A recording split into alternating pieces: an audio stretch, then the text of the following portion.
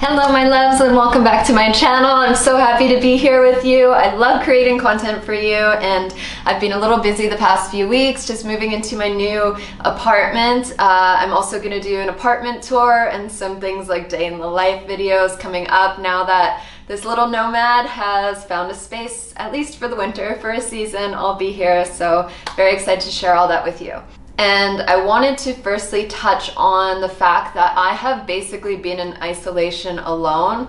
I've gone through periods where I've had friends with me for like a week or two, or my partner for short periods of time, but honestly I've spent like 6 months at a time, 4 months at a time, completely in isolation alone. And I know many of you around the world are having your own challenges with new restrictions, ever-changing restrictions. I know I'm in Canada at the moment and our restrictions are always changing. I wanted to share this video. I wasn't sure if it was relevant because I thought that restrictions were going, relaxing a little bit, but that's not the case in a lot of places. And really you can apply these 4 keys to your everyday life, even if life's back to normal for you. Just being upfront and honest with you guys, I'm not vaccinated, and that is why I can't go to the gym, I can't go to the restaurants in my town. I don't really know anyone here, and for me that is something I've decided, I've intuitively sat with, and I'm not comfortable putting a substance into my body. I'm not going to get into that on this video. I know it's a super sensitive topic, but I'm always open and honest with you guys. But if you would genuinely like to know my perspective on it, no pressure on anything. I don't judge anyone, whatever your choice is. Literally have no judgment whatsoever. This is just my personal choice with my own body, and I'm being responsible. I'm not around other people. I'm waiting it out. Maybe I'll get it later, who knows, but for now I'm honoring how I feel about it. But if you would like me to touch base a little bit more on that, let me know in the comments and I will make a video regarding that. For now, I just want to share my top 4 keys that keeps me sane when it's just me. I did just finish writing my book, so I'm very productive when I'm by myself. I just spent, a decade practicing this, being a hermit, traveling around the world. So I've had a lot of practice being on my own. I was single for 7 years, working on myself, doing my thing, just a lot of traveling. So I'm basically a hermit as it is, so it's not, anything out of the ordinary for me, but it has brought all types of challenges and all types of emotions and things within me that I didn't know were there, because when you sit alone in a room with yourself for a long time, all kinds of things come up. So I'm going to share with you how I get through that. Number 1, the very first thing is and this is really the essence of Tantra, which is Tantra doesn't reject anything, it accepts everything. So none of our emotions are wrong. So whatever comes up, whatever feelings, whatever emotions comes up for you at this time, just witness it. Don't attach all these labels or ideas or judgments like, oh, these people look happy online. Why aren't I happy? Why am I sad? Why am I depressed? Like, we put so much pressure on ourselves to feel good all the time. And I was doing this myself at the start. I'm like, I'm a teacher and I'm, a light worker, whatever label I was labeling myself from others labeling me it. I was shaming my own self and my own feelings because I felt like I'm a teacher, I'm supposed to have it all together, and that's not the case. So releasing shame and just letting yourself feel it. And once you allow yourself to feel any emotion, any feeling, whatever it is, you can experience ecstasy and bliss. I promise you, because I do it myself during times of absolute heartbreak. I have a huge heart. I go through major heartbreak, it's just who I am as a person. And when I'm in those, the depths of my heartache, I've been able to go into that feeling with no shame, with just being like, wow, this is what it is to be human. Let me feel this all. And I've found ecstasy. I've started laughing, like mid-crying. This is what it is to be human. I'm experiencing the whole spectrum of feelings and emotions, and this is what it means to be alive at this time on Earth during a global pandemic. This is wild. Laugh about it. You can literally find bliss in any emotion. All you have to do is feel it all. Just allow yourself to feel it. We are here having this human experience because we're meant to experience it. We're meant to feel it all. So number one thing, just let yourself feel it and let it pass through. And this brings me to number two, is to dance, to move your body every day. Even, if you don't want to, just do it a little bit. Dance to one song.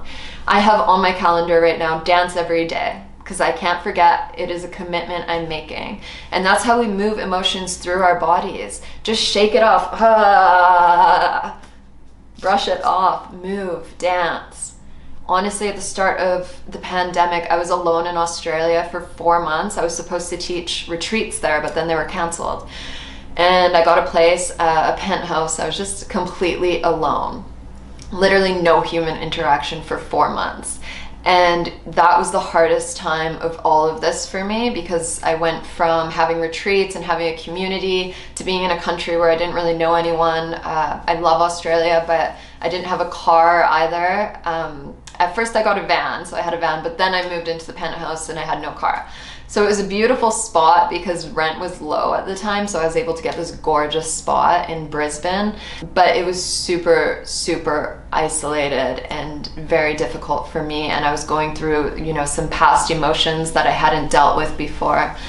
I honestly think the thing that kept me alive through that time was dancing and blasting reggae. Every morning when I woke up, blasted reggae, made a super healthy meal for myself. So really coming back to the sensual pleasures, the sensory pleasures that we have in each moment. Listen to your favorite music every day. Dance every day. Enjoy the movement of your body. Create beautiful, yummy meals for yourself. How much sensory pleasure can you bring into your day? How much pleasure can you welcome into your day? Ask yourself that. I was talking to a lot of friends back home, what they were doing, friends I grew up with in Canada, and they were all drinking wine every day and making TikTok videos and stuff, and I was just alone, writing and dancing. So dancing was my vice, even though it's healthy, but that was like my way. I didn't obviously drink or anything like that. I just danced whenever I needed to, even when it was hard. Dance and shake, just every day, move my body in some way. And of course I have yoga, and then I found some online fitness programs. And really there's just so much being offered online that you can find whatever suits you best. And when you move, remember your connection to the elements. Remember your connection to nature. I think we all need nature, a little bit of nature each day to keep us sane, to remind us of our connection to earth, to remind us of our connection to something bigger than ourselves. Have a plant, have something that reminds you of nature and the elements, even just when you're moving. Remember your internal rhythm. And the next one is to create. We are creative beings. We are literally the universe manifested in these unique human forms, and the universe created us. And the universe created this world. Within us is the energy that has created worlds. So we are very creative beings, and we lose a lot of passion and bliss and ecstasy and joy in our lives when we aren't creating. For me, if you know me, I'm literally always creating. I could create 24 hours a day. I wish there was like 4 of me just to create all the things that I want to, but that's not possible. I actually have to set reminders on my phone, do something for my body, get up and move, because I'm just on my laptop so much. I'm writing 4 books right now. Well, I just finished 2, and then I'm finishing 2 more this winter. So find your favorite way to create art, whether it's writing, painting, creating content, something that makes you happy, that brings you joy. Try something that is new to you. Try to create, maybe you like woodwork and working with your hands, whatever it is. Just create and get creative with your creating. Try new things. Try something that you've always wanted to try, but you've never had the time. Now you have the time and space to do so. And last, and probably the most important one, is to be grateful. So I'm in my hometown right now, and it's not my favorite place in the world. I'll be completely honest with you. It's honestly probably my least favorite. I never liked living here. And honestly, I only lived here for 3 years, so it's the closest thing I have to a hometown, because I've pretty much been nomadic my whole life. And yeah, so it's not where I want to be stuck, but in a way, I don't like the word stuck, because I just don't agree that we're ever stuck. but I kind of am stuck here at the moment because the US border is now closed and we're having a rental crisis in Canada. It's very difficult to get a place anywhere. So I'm very blessed to have this apartment that I found that was my partner's. And whenever I have feelings, like I see my friends in California and Mexico and in community having, you know, a beautiful time on the beach. And it's really hard for me. I have to spend time offline at this time. That's another one very important. I could probably give you like a ton of tips, but stay offline. If you're into Netflix and stuff, try to even it out with some Gaia, maybe some conscious. If you know Gaia.com, it's like more conscious documentaries and videos and interviews and things. There's also yoga, so I would recommend that. Like right now, I'm not gonna lie, I'm watching Vampire Diaries for the whole season, for seasons. Probably my like 4th time watching this, not since COVID, but in my life. It's like my one show that I absolutely love. Back to gratitude. I bought these amazing gratitude rocks. They're just rocks that say gratitude on them off of Amazon, and I have them next to my bed. And each morning I sit up and I grab each rock. I think there's like 12 or something, but I just grab one, I hold it into prayer at my heart, and I say, I'm grateful for my health. And then I place it next to it, grab the next one. I'm grateful for this sacred space, for all the opportunity it gives me to create and to be with myself and understand myself in new ways. So I just continue that with all of the rocks, and it's really beautiful because I feel I'm infusing my gratitude into these rocks, and then they're on this beautiful vibration of gratitude. And of course you can just list. Say it out loud, say it in your mind when you wake up, start the day with gratitude. At first I was like, I'm staying in this apartment during winter. Like I was getting pretty negative at the start, I won't lie, because it was just a huge transition. I had all these other plans and then I just had to surrender. But it was hard at first because I said I would never live in Canada again, let alone in this town that I'm kind of from.